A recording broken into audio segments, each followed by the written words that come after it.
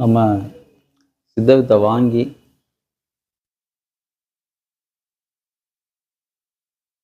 பயிற்சி பண்ணிக்கிட்டே இருக்கக்கூடிய காலகட்டங்கள், அது 10 வருஷமாக இருக்கலாம், 20 வருஷமாக இருக்கலாம், 30 வருஷமாக இருக்கலாம்.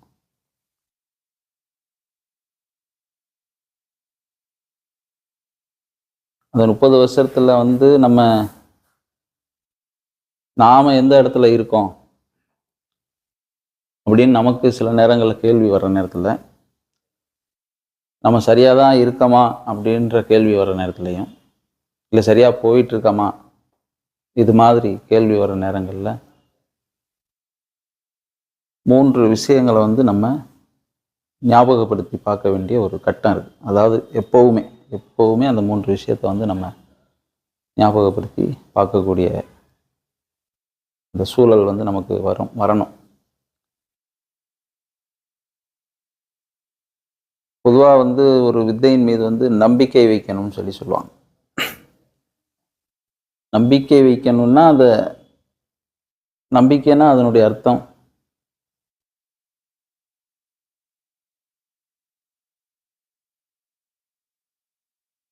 ஒரு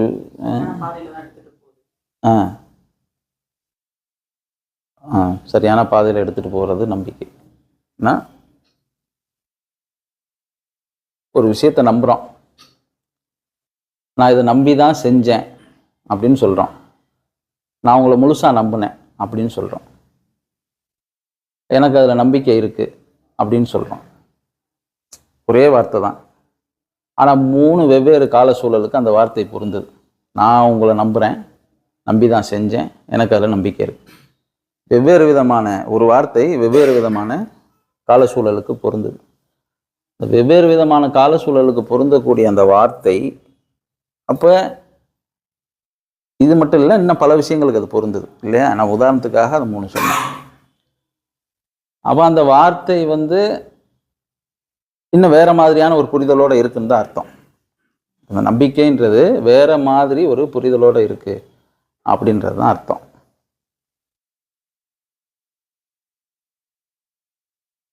ஏன்னா நமக்கு சாதாரணமாக சொல்லிடலாம், நான் நம்புகிறேன் நம்பிக்கை அப்படின்னு சொல்லிடலாம்.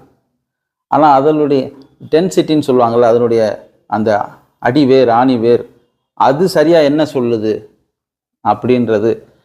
இப்போ நீங்கள் ஒரு புக்கு படிக்கிறீங்க, இல்லை யார்கிட்டையும் பேசுகிறீங்க, அதுக்கு சாதாரண நம்பிக்கைன்ற வார்த்தை போதும், நான் நம்புகிறேன் அப்படின்றது போதும். ஆனால் ஸ்பிரிச்சுவலாக உள்ளே வரும் பொழுது அது வேறு ஏதோ ஒன்று சொல்லுது, கண்டிப்பாக சொல்லுது. அப்போ அது என்ன சொல்லுது? ஒன்று. அதுக்கப்புறம் நான் விசுவாசமாக இருக்கேன்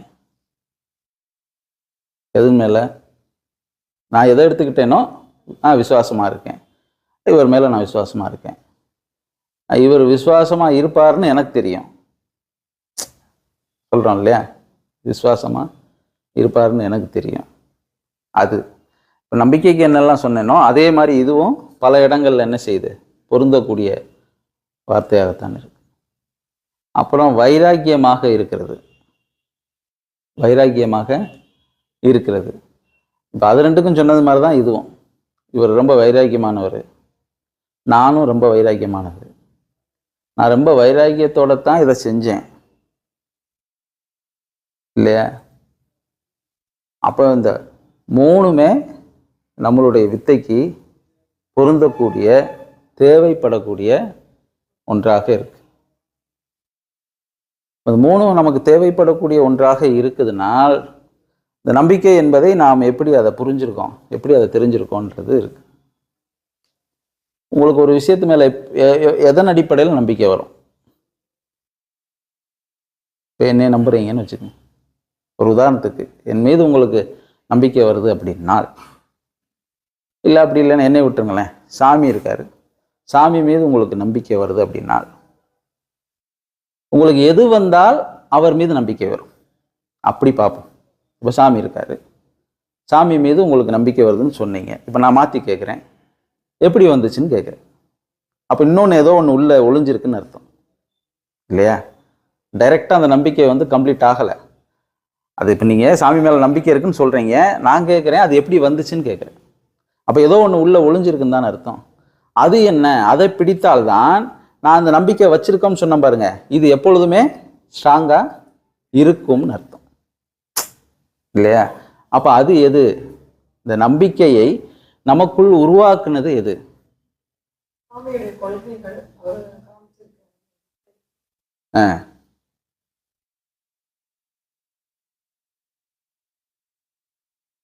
நான் சாமியினுடைய கொள்கைகள் மீது உங்களுக்கு எப்படி நம்பிக்கை வந்ததுன்னு கேட்கல. சாமியின் மீதே உங்களுக்கு நம்பிக்கை வந்தது எப்படி, எதன் அடிப்படைன்னு கேட்கிறேன்.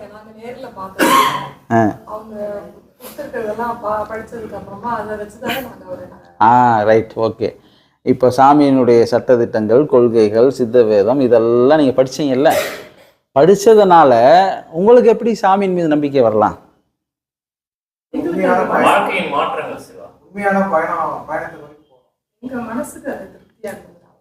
நிறைய விஷயங்களை தேடிட்டே இருந்தாங்க. இது எல்லாமே தேடல் தான், வருஷம் தேடல். ஒண்ணுல ஏதோ ஒன்று பண்றோம், திருப்தி ஆகல. ஏன்னா நிறைய தீட்சைக்கு முன்னாடியும் வாங்கியிருக்கோம், ஆனாலும் மனசு ஏத்துக்கல, அதை ஃபுல்ஃபில் ஆகும். ஏதோ ஒன்று தேடி தேடி போயிட்டே இருந்தது. எல்லாமே எதை நோக்கி போகும்னா மனம் அடங்குறத நோக்கி தான். அதேதான் சயின்ஸ் சொல்லுது. அப்படி பண்ணிட்டே இருந்தோம். வித்தையை என்னன்னு கேட்கறப்ப தேடுறப்ப கடைசியில வாசியோகம் தான், சிவானந்தர் தான்ன்றது எங்களுக்கு ஒரு தேடலை கிடைச்சது. அதை பிடிச்சோம். சரி வித்தை வாங்கிடலாம். ஏன்னா வித்தை வாங்குறப்ப இந்த கொள்கையெல்லாம் கேட்கறோம். ஓகே, இது நமக்கு ரேஷனலா ஓகே, இது ரைட்டுன்னு தெரிஞ்சு உள்ள வந்துட்டோம். வித்தையும் வாங்கணும். வித்தை வாங்குற நேரம் என்ன நடக்குதுன்னா, நான் என்னோட பர்சனல் சொல்லுங்க என்ன நடந்ததுன்னா, அவர் சொல்ற அந்த மூச்சோட அந்த இதெல்லாமே சொல்லிட்டு கடைசி நேரம் வித்தை கொடுக்கும் போது அந்த மனம் நிற்குது பார்த்தீங்கன்னா, அங்க எனக்கு ஏதோ ஒண்ணு புரிஞ்சுது. அந்த மாற்றம் இது சம்திங் ஒரு குருவால தான் பண்ண முடியும், அவரால் தான் பண்ண முடியும். அந்த நேரத்துல நான் அதை நம்பினேன். இது ஒண்ணு என்னோட மாற்றத்துல உள் மாற்றத்துல நான் நம்பினேன். கரெக்ட், இது கரெக்ட். சரிங்களா? அதை முடிச்சு அதுக்கப்புறமும் நான் வர்றப்போ அது வெறும் வித்தையில மட்டும் இல்லாம அடுத்தடுத்த லைஃப்லயும் அந்த சேஞ்சஸ் நடக்குது. எனக்கு மாற்றத்தை, உண்மையான மாற்றத்தை கொடுக்குது. அதனாலதான் அதன் பேர்ல தான் நம்பிக்கை வருது. அதோட தொடர்புறது விசுவாசம். கரெக்ட். அம்மா சொன்னது எல்லாமே கரெக்ட். இப்போ நம்பிக்கைன்னு சொன்னீங்கல்ல, அதுதான் எப்படி வந்ததுன்னு தான் கேட்டேன். இப்போ அதுக்கு நீங்கள் எக்ஸ்பிளைன் பண்ணீங்க, அதுவும் கரெக்டு. இப்போ இவ்வளோ நேரம் சொன்னீங்க பாருங்கள், ஒரு 40 செகண்ட் 50 செகண்ட் சொன்னீங்க. இது ஒரு வார்த்தையாக இருக்கக்கூடிய விஷயங்கள் இருக்குது இது. ஆமாம், ஆனால் அதுதான் அதனுடைய ஆணி வேறே அதுதான். ஆமாம், சாமியின் மீது நமக்கு நம்பிக்கை வருகிறது என்றால் நீங்கள் சொன்ன சரி, அவருடைய சட்டதிட்டங்கள், கொள்கைகள், நாங்கள் எங்கெல்லாம் போனோம், அது எங்களை கன்ஃபியூஸ் பண்ணிச்சு. ஆனால் இது எங்களுக்கு இதாச்சுன்னு சொல்கிறீங்க. அதனால் அந்த இடத்துல என்ன நடந்தது, என்ன வந்தது?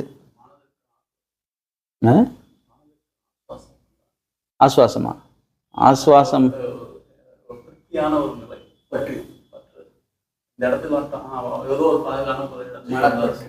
ஆசுவாசம் என்பது ஓய்வெடுப்பது, ஆறப்போடுவது இல்லையா?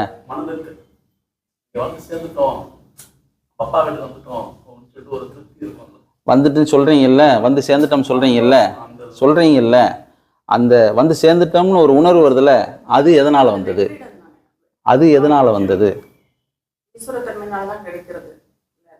இல்ல இல்ல, நம்ம கீழே இருந்து பேசுவோம்.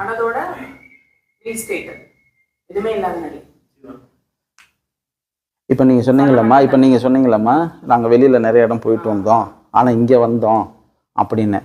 இப்போ வெளியில் இல்லாத ஒரு விஷயம் இங்கே என்ன இருந்தது, வெளியில் நமக்கு என்ன அப்படி என்ன இதாக இல்லை, இங்கே இருக்குது அப்படின்னா அதில் ஏதோ ஒன்று இருக்குன்னு தானே அர்த்தம். வித்தையை விட்டுருங்க, நம்ம வித்தை தான் உயர்ந்தது, வித்தை தான் உலகத்தில் எதுவுமே, அதெல்லாம் சரி. அந்த வித்தையை ஏற்றுக்கொள்வதற்கு ஒரு பொருள் உள்ள இருக்கு.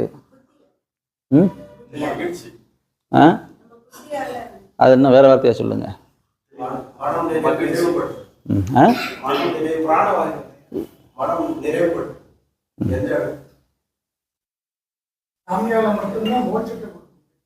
நிறைவு வேற. இதெல்லாம் நம்ம சாதாரண, நான் சொல்லுவேன், முருகனால் மட்டும்தான் அதை செய்ய முடியும், விநாயகரால் மட்டும்தான் அதை செய்ய முடியும் அப்படின்னு நம்ம சொல்லிடலாம். சிவனாக மட்டும்தான் அதை செய்ய முடியுன்றது நம்ம ஒரு வார்த்தையில் முடிக்கிறது. செய்ய முடியும்ல அவரால், அதில் ஒரு நம்பிக்கை வருதுல்ல. அப்போ அதுக்கு உள்ள ஆப்டா ஒன்று இருந்தால் தானே நீங்கள் அதை சொல்கிறீங்க, உறுதியாக சொல்கிறீங்க. அது வேற. கரெக்ட், அது வேற. கரெக்டு. அறிவுதான் அந்த இன்னொரு வார்த்தை இருக்கு, ஆனந்தம்.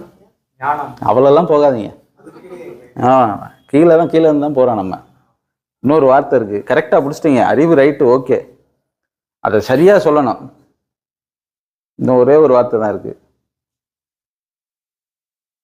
என்னம்மா?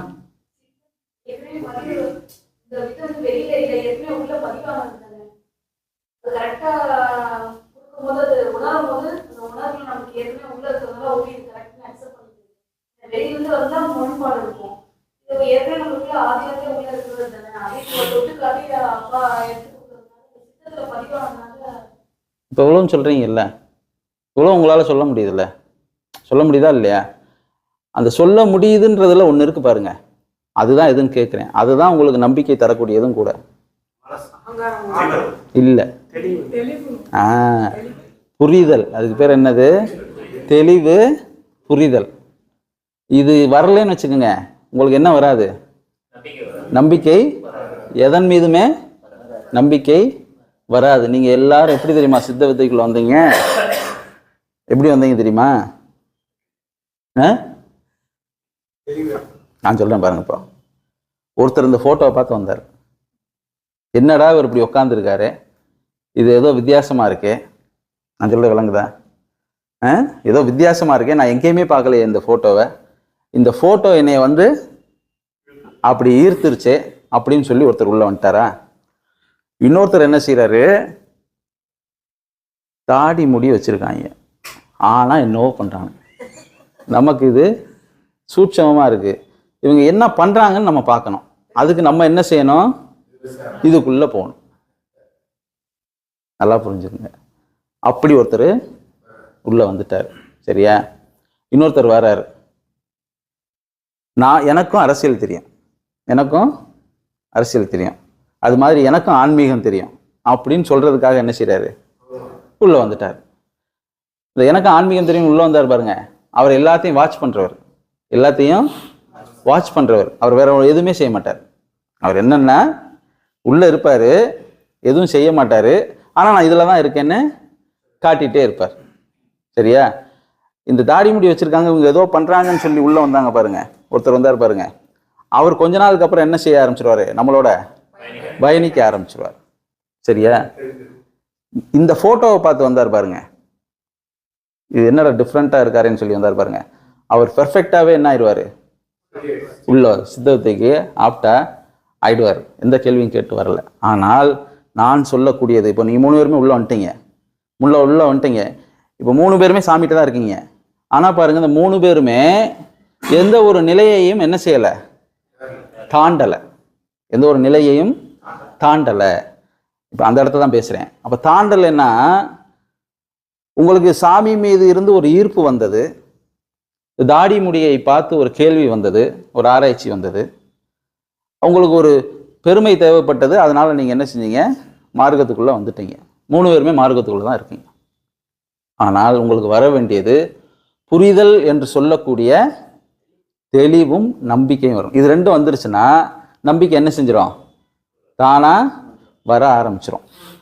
இப்ப இந்த நம்பிக்கை எதன் மீது வரணும்? வித்தை மீது தான் வரும். உங்களுக்கு புரிதல் என்பது வித்தை மீது தான் வரணும். இப்போ உங்களுக்கு தோணும், நாங்க புரிஞ்சுதானே வந்திருக்கோம். இப்ப நீங்க 3 பேர் சொன்னா கூட நாங்கள்லாம் புரிஞ்சுதானே வந்திருக்கோம் அப்படின்னு சொன்னால், நீங்கள் சரியான புரிதலோடு இந்த வித்தையை வாங்கியிருக்கீங்க, ப்ராக்டிஸ் பண்ணிட்டு இருக்கீங்க. அப்படின்னால் ஆரம்பத்துல இருந்து 5 வருஷமோ 10 வருஷமோ நீங்க வாங்கியிருக்கீங்க, ப்ராக்டிஸ் பண்ணிட்டு இருக்கீங்க அப்படின்னால், இன்றைக்கு உங்களுடைய நிலைமை வேற.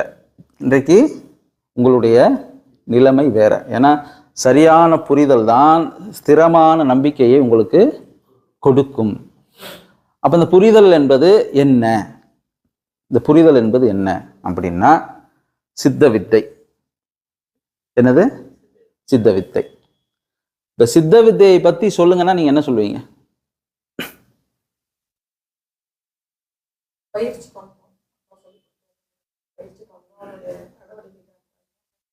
இப்ப நான் ஒரு ஆள் கேட்டேன், நீங்க சொல்லிட்டீங்களா? சித்த வித்தைனா என்னன்னு சொல்லுங்கம்மா. என்ன நீங்க உடனே அது ஒரு பயிற்சி பண்ணணும், அந்த நடவடிக்கை கேட்குற மற்ற ஃபாலோ பண்ணணும், சித்தவேதம் படிக்கணும் அப்படின்னு வரிசையாக நம்ம சொல்லிட்டோம். சரியா? இப்போ நான் ஒரு ஆள் கேட்டேன், நீங்கள் சொல்லிட்டீங்க. இப்போ நீங்கள் வித்தை வாங்கிட்டீங்கல்ல, இப்போ நீங்கள் சித்த வித்தையை எப்படி புரிந்து கொள்கிறீர்கள்? அது முடிஞ்சு போச்சு. படித்தது பார்த்ததெல்லாம் முடிஞ்சு போச்சு. இப்போ வித்தை வந்துருச்சா? இப்போ எப்படி புரிஞ்சுக்கிறீங்க? அங்கே புரிஞ்சதுனால தான் உள்ளே வந்தீங்க. இப்போ இங்கே உங்கள் கையில் என்ன கொடுத்தாச்சு. இப்போ இதை எப்படி புரிந்து கொள்ள போகிறீர்கள்? இந்த புரிதல் சரியாக இருந்தால்தான் அந்த நம்பிக்கையானது உறுதியாக இருக்கும், இல்லையா? அப்போ இந்த சித்த வித்தை நமக்கு என்ன செய்ய போகுது? நமக்கு என்ன செய்ய போகுது?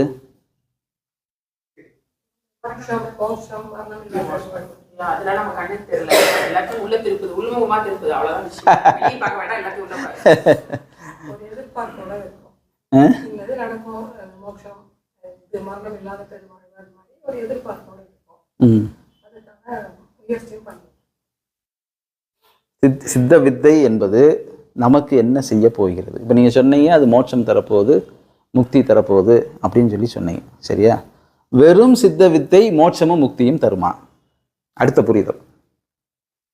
இதெல்லாம் நமக்குள்ள கேட்க வேண்டிய கேள்வி.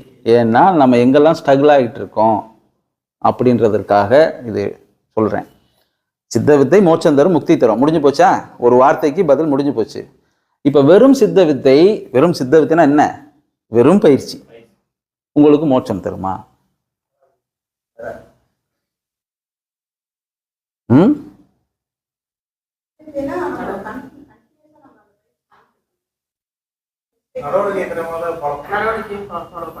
ஆமா, அது இருக்கு.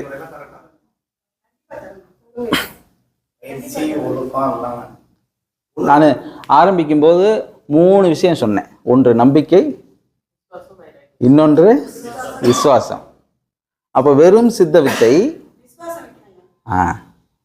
டக்குன்னு இப்போ மாத்திட்டீங்க. அடுத்து நான் அது வருவேன்னு சொல்லி முன்னாடியே சொல்லிட்டீங்க இல்லை? அப்போ அங்கே நம்பிக்கை, இங்கே வெறும் சித்த வித்தை நமக்கு முக்தியோ மோட்சமோ தரப்போவதில்லை. விசுவாசம் வைக்க வேண்டும். அப்போ இந்த விசுவாசம் என்பது என்ன? இப்போ நம்பிக்கை என்னன்னு பார்த்துட்டோம். அது ஒரு புரிதல் இருந்தால் தான் நம்பிக்கை வரும். விசுவாசம் என்பது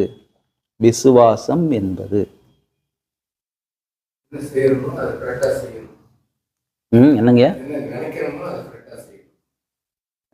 என்ன விசுவாசத்தை வந்து சந்தேகம் இல்லாத நம்பிக்கை, ஏற்பாடு இல்லாத ஒரு ஆணித்தரமான நம்பிக்கையோட அமைக்கும். நான் நடுவில் நமக்கு ஒரு கொஸ்டின் மார்க் வரும், நான் சரியா தான் போயிட்டு இருக்கேன்னா பிடிச்சி வேலையை நம்ம பிடிச்சி நம்ம லவ் பண்ணி அதை பண்ணணும்.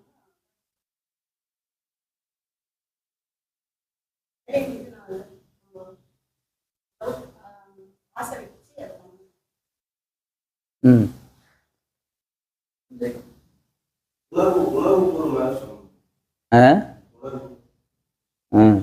நான் என்ன செய்கிறேன்? ராஜேந்திரனை கூப்பிட்டு காசு கொடுக்குறேன். ராஜேந்திரனை கூப்பிட்டு என்ன கொடுக்குறேன்? காசு. போய் ஒரு 12 வாழைப்பழம் வாங்கிட்டு வாங்கன்றேன். எதுன்னு? 12 வாழைப்பழம். அது என்ன 12ன்னு கேட்கக்கூடாது. 12 வாழைப்பழம் வாங்கிட்டு வாங்க அப்படின்னு. ராஜேந்திரன் என்ன செய்கிறாரு? போய் அவர் வாங்கிட்டு வர வாழைப்பழம் 16 வாழைப்பழம் வாங்கிட்டு வர்றாரு. ஆனால் நான் கொடுத்தது வந்து 12 வாழைப்பழத்துக்கான காசு தான். எப்படி அவர் 16 வாங்கிட்டு வந்தாரு?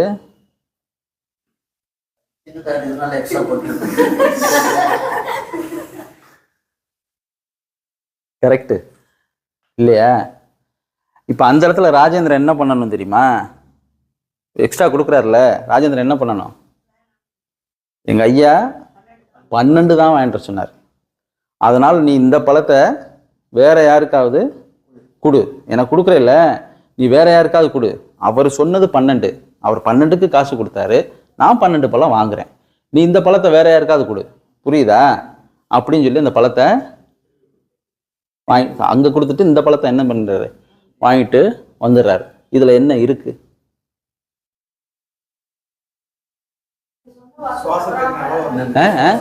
என்னம்மா?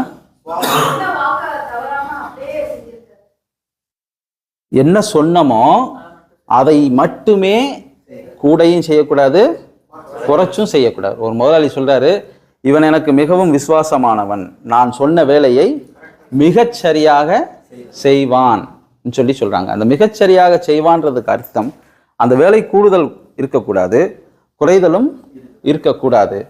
என்ன கிராஃப் போட்டு கொடுத்தாங்களோ அதுக்குள்ள ஒர்க் பண்றது, அதுதான் விசுவாசம். இங்க சாமி போட்ட கிராஃப் வித்தை வாங்கிட்டோமா, வித்தை வந்துருச்சா? அப்ப இந்த வித்தை புரிதலோடு இருக்கணும்ன்றதை நம்ம பார்த்தாச்சு. என்ன வித்தை என்ன செய்ய போகுது? நமக்கு முக்தி தரப்போகுது, மோட்சம் தரப்போகுது. இது புரிதல். இந்த வித்தை எதற்காக வாங்கணும்? முக்தி தரப்போகுது, மோட்சம் தரப்போகுது. இது புரிதல். அது வாங்கியாச்சு, அவ்வளவுதான். இப்ப அடுத்து அதை எப்படி பயன்படுத்துவது, ஒன்று எப்படி பயன்படுத்துவது, அது நமக்கு சொல்லி கொடுக்குறாங்க. அதை பயன்படுத்துவதற்கான கட்டமைப்பு அதுதான் சாமி என்ன செய்யறாரு?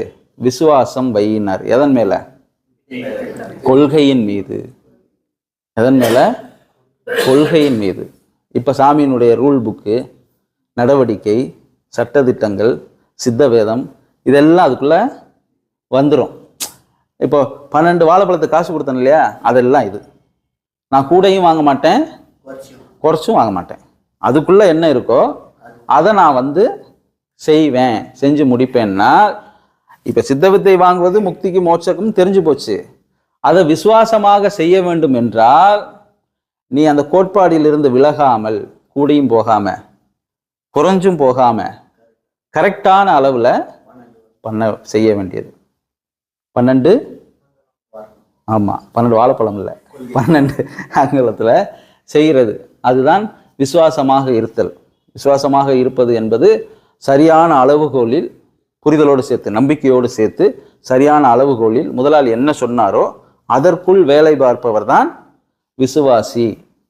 மீறி வேலை பார்த்து அதனால் வரக்கூடிய லாபத்தை அவன் அனுபவித்து விட்டானா அவன் அந்த இடத்துல துரோகியாக மாறி விடுகிறான். ஒரு நூல் தான், ஒரே நூல் தான். அப்படி டக்குன்னு அந்த 12 வாழைப்பழம் வாங்கிட்டு வந்த 16 வாழைப்பழம் வாங்கிட்டு வந்ததில் அவர் 4 மறைச்சிட்டு 12 என்கிட்ட கொடுத்துட்டு, இதாங்கய்யா 12 வாங்கிட்டு வந்துட்டேன் அப்படின்னு 4 இங்கிட்ட ஒதுக்கிட்டாருன்னா என்ன ஆயிருது? இல்லையா? அதுதான். அது மாதிரி அந்த கொள்கையின் பிரகாரம், சாமி வகுத்து கொடுத்த கொள்கையின் பிரகாரம் அதை இங்கே விசுவாசமாக சாமி வைக்கிறார். முதல் சித்த வித்தைக்கான புரிதல், அப்புறம் சாமி கொடுத்த அந்த கொள்கையை அதனோடு ஆட் பண்றது, இப்போ நம்பிக்கையும் விசுவாசமும் வந்துருச்சு. இப்போ வைராக்கியம்.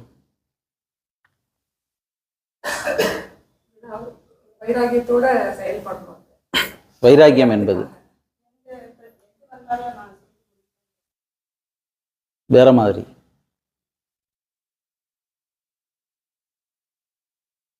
வைராக்கியம் என்பது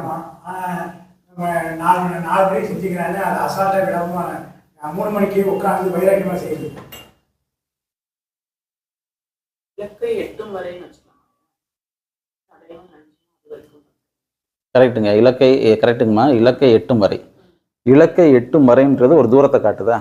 அப்ப அந்த தூரத்துக்குள்ள நம்மளுடைய மனநிலையும் உணர்வு நிலையும் எதை நோக்கி இருக்கும்?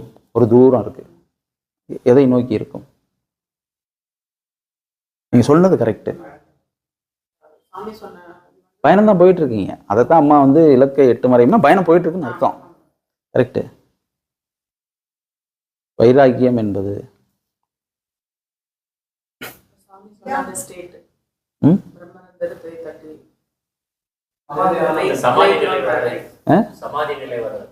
சமாதி நிலை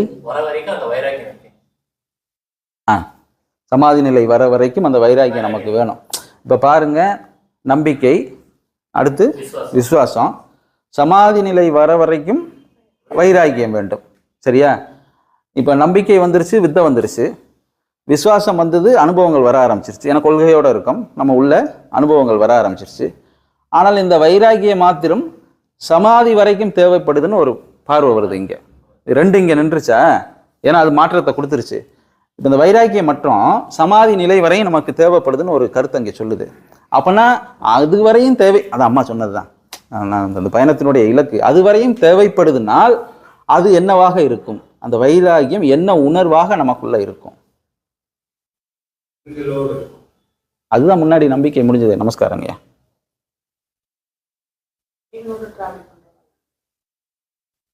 அது எல்லாத்துலேயும் வருது இல்லைம்மா, நம்பிக்கையிலையும் வருது, விசுவாசத்துலையும் வருது.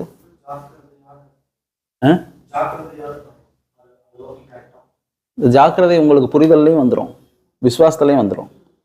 அந்த ஜாக்கிரதை இல்லைன்னா நீங்கள் கொள்கையை ஏற்றுக்கிற மாட்டீங்க, சட்டத்திட்டங்களை ஃபாலோ பண்ண மாட்டீங்க.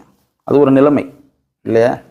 புரிதல் ஜாக்கிரதை இல்லைன்னா ஒரு புரிதல் உங்களுக்கு வராது. ஜாக்கிரதை அந்த உணர்வு இருந்ததுனால தான் உங்களுக்கு புரிதலே வந்தது, அதனால தான் நம்பிக்கை வந்தது. சரியா? இப்போ வைராக்கியம் என்பது அம்மா சொன்ன மாதிரி நீண்ட தூரம், அந்த இலக்கு வரையும் தேவைப்படக்கூடிய ஒன்று. அவர் சொன்னது மாதிரி இல்லை. அப்போ இலக்கு வரையும் தேவை, சமாதி வரையும். ஒருத்தர் இன்னைக்கு காலையில் சமாதி ஆயிட்டார், இதுவரையும் அவருடைய வைராக்கியம் அவரை காப்பாற்றி கொண்டு வந்திருக்கிறது என்றால் அந்த வைராக்கியம் என்ன பொருளாக உள்ள இருக்கு?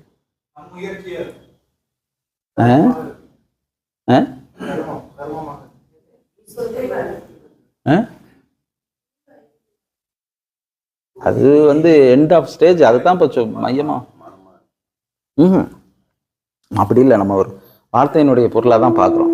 அதனால தான் உங்களுக்கு பிரித்து சொல்லிட்டே வரேன். நம்பிக்கை என்பது புரிதல், புரிதல் இருந்தால் நம்பிக்கை வரும். விசுவாசம் என்பது கொள்கை, கொள்கையின் மீது இருக்கக்கூடிய கோட்பாடை அந்த அளவு மாறாமல் எவன் ஒருவன் பயணிக்கிறானோ அவன் விசுவாசியாக இருக்கிறான். கூடையும் செய்யக்கூடாது, குறைச்சும் செய்யக்கூடாது, உள்ள அந்த கட்டத்துக்குள்ளே இருக்கணும்.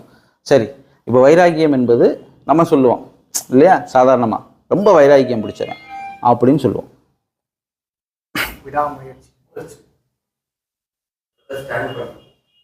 இதெல்லாம் நமக்கு தெரிஞ்ச வார்த்தை. இதை விட தெரிஞ்ச வார்த்தை ஒன்று இருக்கு.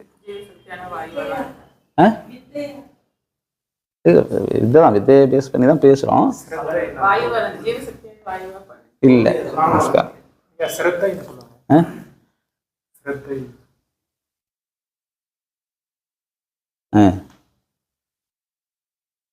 ஸ்ரத்தையோடு செய்யறதுன்னா கவனமா செய்யறதுன்னு அர்த்தம், அது வேற ஒன்றும் கிடையாது.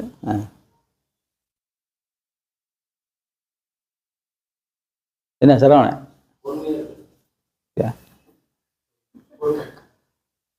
வைராக்கியம் என்பது பொறுமையாக இருத்தல். அம்மா சொன்னது ரொம்ப கரெக்ட். அந்த இலக்கினுடைய கடைசி இறுதி வரையும் அந்த பொறுமை என்பது எங்கேயாவது நீங்க தவறிட்டீங்கன்னு வச்சுக்கோங்க, இது ரெண்டும் ஓகே. புரிதலோடு நம்பிக்கை வந்துவிடும், கொள்கையோடு விசுவாசம் வந்துவிடும். ஆனால் இந்த பொறுமை என்பது எதனோடும் வராது. அது நீங்க வித்தையோடும் அந்த அந்த ரெண்டு இருக்கும் பாருங்க, இது ரெண்டு சேர்த்து தர்றதுதான் உங்களுக்கு வைராக்கியம். பொறுமை, வைராக்கியம், இது கடைசி வரையும் இருக்கணும். அந்த பொறுமை வேணும். என்ன இன்னும் நமக்கு எதுவுமே கிடைக்கல, இன்னும் நமக்கு எதுவுமே கிடைக்கல. ஏன் நமக்கு இன்னும் எந்த அனுபவமே வரல. கண்டிப்பா நம்ம சமாதி ஆவோமா? சமாதி கிடைக்குமா? சாமி நம்மளை கவனிப்பாரா? இல்லை. ஏன்னா ஒவ்வொரு சமாதியை பார்க்கும் போதும் நமக்கு வரக்கூடிய கேள்வி, நம்ம சமாதி இது மாதிரி இருக்குமா? இல்லை, நம்மளுடைய ஜீவ சமாதி இது மாதிரி நிகழுமா? இத்தனை பேர் நமக்கு வருவாங்களா? ஒரு சாதாரண ஆசை தானே அது, இல்லை இத்தனை பேர் வருவாங்களா அப்படின்னு. இல்லை, அப்போ இங்கே இந்த ஒரு விஷயம் இறங்குதுனால் நீங்கள் எது ரெண்டை சரி பண்ணலைன்னு அர்த்தம். அங்க புரிதல் இல்லை, இங்க விசுவாசம் இல்லை. இது ரெண்டும் சரியில்லாததனால் உங்களுக்கு வைராக்கியம் இல்லை. நீங்க ஒரு பாவனையில் இருக்கீங்க, நான் நம்பிக்கையோடு தான் ஏற்றுக்கொண்டேன், விசுவாசத்தோடு தான் இருக்கிறேன், வைராக்கியத்தோடு தான் பயணிக்கிறேன். இதெல்லாம ஒரு பாவனையாகத்தான் நீங்க வச்சிருக்கீங்க. ஆனால் உணர்வாக எடுத்து பயணப்படலை. இது நமக்கு ஒவ்வொரு ஜபத்திலையும் ஒவ்வொரு நிமிஷமும் ஒவ்வொரு அந்த சிந்தனையிலையும் நமக்கு இருக்க வேண்டிய ஒன்று. நாம் யார்? சித்த வித்தியார்த்தி. நம்மளிடத்தில் என்ன இருக்கு? சித்த வித்தை. எதற்காக இருக்கு? மோட்சம் கிடைப்பதற்கும் முக்தி கிடைப்பதற்கும். இது புரிதல். ஆக இது தரும் என்றால் இதன் மீது எனக்கு நம்பிக்கை வந்து விட்டது, அது உறுதி, அதில் எந்த மாற்று கருத்தும் கிடையாது. சரி, இதை நான் பயன்படுத்த வேண்டுமானால் என்ன செய்ய வேண்டும்? எனக்கு விசுவாசம் வேண்டும். எதன் மீது? வித்தையின் மீது. வித்தையின் மீது விசுவாசம் வேண்டுமானால் நான் எதை பயன்படுத்த வேண்டும்? சாமி கொடுத்த கொள்கையையும் கோட்பாடையும் நான் பயன்படுத்த வேண்டும். சரி, அதையும் பயன்படுத்தியாச்சு, நான் விசுவாசத்தோடு இருக்கின்றேன். இப்பொழுது அடுத்து வைராக்கியம், இலக்கு. அம்மா சொன்ன மாதிரி இலக்கு, கடைசி நிலை. அதை நான் அடைவதற்கு என்ன செய்ய வேண்டும்? வைராக்கியத்தோடு இருக்க வேண்டும். அந்த வைராக்கியம் பொறுமையாக இருக்க வேண்டும் என்பதை நமக்கு உணர்த்துகிறது. இந்த 3 சப்ஜெக்டுக்குள்ள சாமி சொன்ன எல்லாமே அடங்கியிருக்கு. எல்லாமே இருக்கு. இப்போ நீங்கள் எதில் இருக்கீங்கன்னு நீங்கள் பார்த்துக்கிறணும். புரிதலை சரியாக முடிச்சிட்டிங்களா அப்படின்னு பார்த்துக்கிறணும். அடுத்தது விசுவாசத்தோடு இருக்கீங்களான்னு பார்த்துக்கிறணும். வைராக்கியத்தோடு இருக்கீங்க, இருக்கிறதுனால தான் இருக்கீங்க. அந்த வைராக்கியம் இருக்கிறதுனால தான் இருக்கீங்க, அதான் உண்மை. ஏதோ ஒரு வைராக்கியம் உங்களுக்கு இருக்கு. ஆமாம், அதனால தான் கட்டி இழுத்துக்கிட்டு இருக்கோம். சரி கிடைச்சிரும், ஓடிடுவோம், பார்த்துருவோம், செஞ்சுருவோம் அப்படின்னு கட்டி இழுத்துக்கிட்டு இருக்கோம். இந்த 3ல் லாஸ்ட்டை விட்டுருங்க. இந்த 2 சரியாக பண்ணிட்டீங்கன்னா அந்த வைராக்கியம் வந்துடும். அது அந்த 1 கொடுக்கறது இது 2 தான். ஆமாம், அது அடிப்படை தேவை என்பது சித்த வித்தை மட்டும்தான். அது நம்மள்கிட்ட இருக்கு. ஆமாம் இல்லையா? அது ஒரு பொருள். சித்த வித்தை என்பது ஒரு பொருள். ஆமாம், இந்த கிரியா யோகம் சொல்கிறாங்கல்ல, அதில் போட்டு குழப்புவாங்க. என்னென்னா அவங்க குழப்ப மாட்டாங்க, நம்ம மக்கள் போட்டு குழப்பிக்கிறவாங்க இல்லையா? இப்போ கிரியா யோகம் என்பது, கிரியை என்பது ஒரு வினை, அதாவது செயல்படுத்துவது, செய்வது இல்லை. அது எதை செய்ய போகிறோம்னு இருக்குது. அந்த செய்ய போகிறோம்ன்றது இல்லை. அங்கே அவங்க சொன்னால் கிரியா யோகம் சொல்லிடுவாங்க. அதான் நீ எதை செய்ய போகிற அப்படின்னா அங்கே ஒன்று தேவைப்படுகிறது. ஏதாவது ஒன்று இருந்தால் தானே செய்ய முடியும். இது நகட்டி வைக்க இந்த பொருள் இருந்தால் தான் நகட்டி. சும்மா இதை நான் நகட்டி வைக்கிறேன்னா அது நகட்டி வைக்க முடியாது இல்லையா? அப்போ ஒன்று தேவைப்படுகிறது. அதைத்தான் சாமி என்ன செஞ்சாருன்னா, கர்மம் ஒரு பொருளாகும் சொன்னார். எல்லாரும் கர்மம் ஒரு வினையாகும் சொல்லி சொன்னாங்க. சாமி மட்டும்தான் அதை என்ன செஞ்சார், அப்படியே மாற்றினார். கர்மம் என்பது பொருளாகும்னாரு. அப்போ இது பொருளாகும் என்றால் நீ அதை வைத்து செயல்படுகிறாய், அதனால் அது வினையாகும். ஆக கர்ம வினை உன்கிட்ட இருக்கின்றார். அந்த கர்ம வினை தான் உனக்கு சுவாசமாகவும் மூச்சாகவும் உயிராகவும் இருக்கின்றது. அது நீ செயல்படுவதல்ல, அது செயல்படுவதுன்றார். எப்படி? தேகத்தினுள் உள்ள அங்கே பூர்வமத்தியத்தின் நடுவில் நம்மளுடைய அந்த உயிர் சுவாசம் செயல்படுவதனால் அந்த கர்மம் ஆற்றுகிறது. அந்த கர்மம் பொருளாக இருக்குது, சுவாசமாக இருக்குது, அது இயங்கி கொண்டு இருக்குல்ல, அது வினை. அந்த கர்ம வினை இருப்பதனால் நீ உயிரோடு இருக்கிறாய் இல்லையா? என்ன கர்ம வினை செஞ்சுட்டு வந்தோமோ நாங்கள் இன்னும் இந்த பூமியில் படாத பாடு படுறோம் அப்படின்னா அது இங்கே இயங்கிக்கிட்டு இருக்குன்னு அர்த்தம் இல்லையா? அது மாதிரி தான் இது. ஆக நீங்கள் புரிதலோடு நம்பிக்கை, கொள்கையோடும் கோட்பாடோடும் விசுவாசம், இது 2ம் சேர்ந்துருச்சுன்னா அங்கிட்டு வைராக்கியம் தானாக வந்துடும். பொறுமை என்பது தானாக வந்துடும். இந்த 3லையுமே நாம் ஸ்டாண்ட் பை ஆகாமல், அதாவது நிலை நிற்காமல், அதை கவனிக்காமல் இருந்தால் நம்ம என்ன செஞ்சுக்கிட்டு இருப்போம்? ஒரே இடத்துல நிற்க மாட்டோம். உட்காந்து ஜெபிச்சுக்கிட்டு மட்டும்தான் இருப்போம். அது மட்டும்தான் செய்வோம் இல்லையா? இப்போ இதில் இன்னொன்று இருக்குது பாருங்க. ராஜேந்திரன்ட்ட காசு கொடுத்து வாழைப்பழம் வாங்கிட்டு வர சொன்னேன் இல்லை, சொன்னதை மட்டும் செய்யக்கூடியது. அதில் நமக்கு ப்ளஸ் இருக்குது, மைனஸ் இருக்குது. சொன்னதை மட்டும் செய்கிறதுல ப்ளஸ்ஸும் இருக்குது, மைனஸும் இருக்குது. இப்போ ராஜேந்திரன் 12 வாழைப்பழம் தானே ஐயா வாங்கிட்டு வர சொன்னார். 12 வாழைப்பழம் ஐயா வாங்கிட்டு வர சொன்னார். நம்ம வேலை 12 வாழைப்பழம் வாங்கிட்டு வர்றது. இது அவர் கையில் கொடுக்கணும்னு அவர் சொல்லலையே. உண்மையாலுமே நான் சொல்லலை, 12 வாழைப்பழம் வாங்கிட்டு வந்தான் சொன்னேன். அவர் கையில் கொடுக்கணும்னு சொல்லலையே. அப்போ 12 வாழைப்பழத்தை வாங்கிட்டு வந்துட்டு வச்சுட்டு நம்ம என்ன செஞ்சிருவோம்? போயிடுவோம். இது மைனஸு. அவர் அந்த கோட்பாடுக்குள்ளே செயல்பட்டார் பாருங்க, அது ப்ளஸ்ஸு. அந்த விசுவாசத்தோடு அது மாறலை. ஆனால் இது ஐயா கையில் கொடுக்கணும்னு சொல்லலைல்ல அப்படின்றது நமக்கு மைனஸு. இப்போ நம்ம அப்படித்தான் வித்தையை பண்ணிட்டு இருக்கோம். புரியுதா? சாமி வித்தை வாங்க சொன்னார், என்ன செஞ்சிட்டோம்? வாங்கிட்டோம்.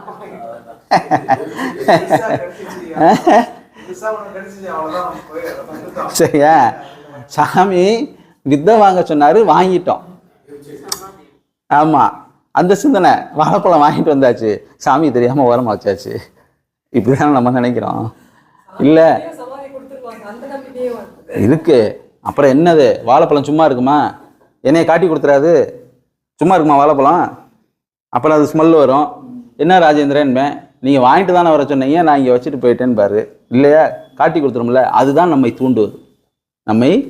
தூண்டுவது. நீங்கள் விதையை வாங்கி வைத்து கொண்டு சும்மா இருந்தாலும் அதனுடைய பூர்வ சுவாசம், அந்த வாசமானது உங்களை சும்மா இருக்க விடாது அப்படின்றது தான் இதனுடைய தத்துவம்.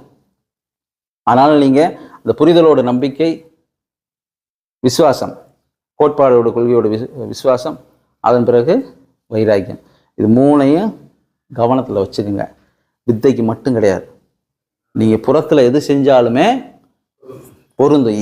எதை செஞ்சாலும், ஒன்றை செய்ய போகிறீங்களா, 10 நிமிஷம் லேட் ஆனாலும் பரவாயில்ல, பிரிச்சுருங்க. இது என்னது, இது தேவையா தேவையில்லையா, தேவையில்லை டக்குன்னு தட்டி விட்டுறணும். தேவையா, எதனால் இது தேவை, அடுத்து இது எதுக்கு நமக்கு தேவை, அடுத்து நீங்கள் அப்படி போனால் தான் அது உங்களுக்கு சரியானதாக இருக்கும்.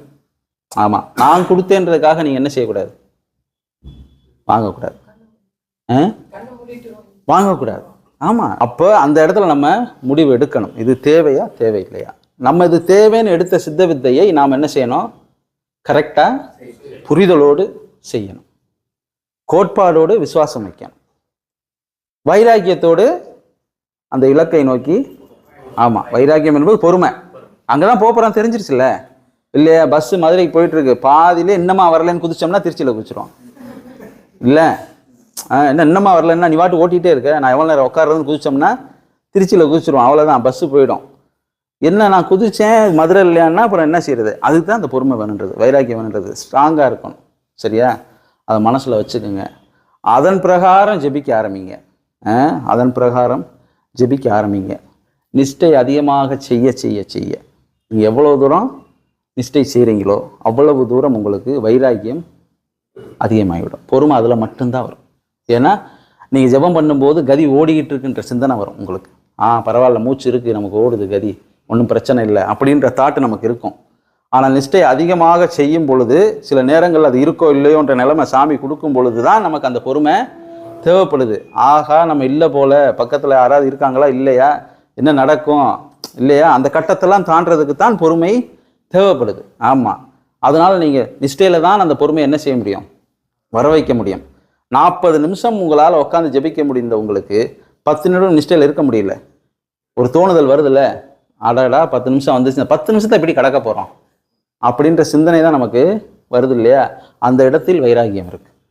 நீங்கள் உங்களுக்கு எப்படி வரணும்னா, எப்போ நிஷ்டை வரும், எப்போ அவங்க நிஷ்டை சொல்லுவாங்க, இல்லை நம்மளுடைய கதி தானாக ஒடுங்கி எப்பொழுது நாம் நிஷ்டைக்கு போவோம், அந்த ஏங்குதல் வரணும், அந்த தாகம் வரணும்.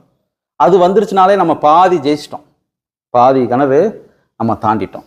அதுக்கப்புறம் அது பிடிச்சி போயிடும். சரியா, சரி, நமஸ்காரம் பண்ணிட்டு